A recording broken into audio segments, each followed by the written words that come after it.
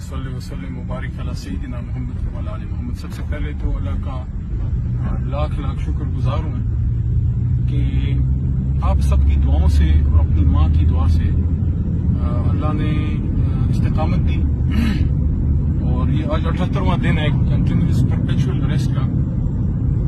میں اس بات پہ خوش ہوں کہ جس ویژن پہ اپنے چیئرمین عمران خان صاحب کے ساتھ میں شامل ہوا تھا، اللہ نے اسی پہ ثابت قدم رکھا، جس طرح اللہ نے دعا بھی بتائی ہے قرآن میں کہ ربنا افرغ علینا صبرا وثبت اقدامنا وانصرنا علی القوم الکافرین۔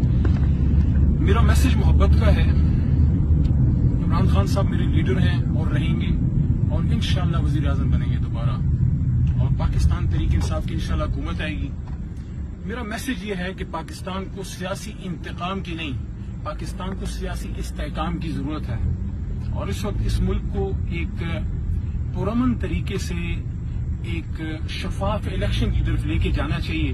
ہم سب پاکستانی ہیں، ہم میں دہشت گرد اور غیر محب وطن کوئی نہیں۔ میں ہمیشہ پہلے بھی اس بات کا، جب حکومت میں تھا، جب پہلے پوزیشن میں تھا، یہ کہتا تھا کہ کسی پہ غداری کے فتوے نہ لگائیں۔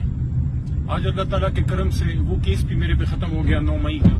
باقی بھی جتنے 2 کرپشن کے کیسز میں لگائے، 4 MP سارا کچھ اللہ کے کرم سے ختم ہوا۔ میں یہ بھی کہنا چاہتا ہوں کہ 9 مئی کو جو کچھ ہوا، جن لوگوں نے نقصان کیا، ہماری پارٹی کی پالیسی نہیں ہے۔ ہماری پارٹی ایجوکیٹڈ لوگوں کی جماعت ہے، اور ہمارا پرامن تحریک ہے ہماری۔ جس نے غلط کیا ہے اس کو سزا ضرور ملنی چاہیے، جیسے میں نے فیس کیا ہے۔ میرے پہ غلط الزام لگایا 9 مئی کا، اور اللہ کے کرم سے میرا کیس ڈسمس ہو گیا، ڈسچارج ہو گیا۔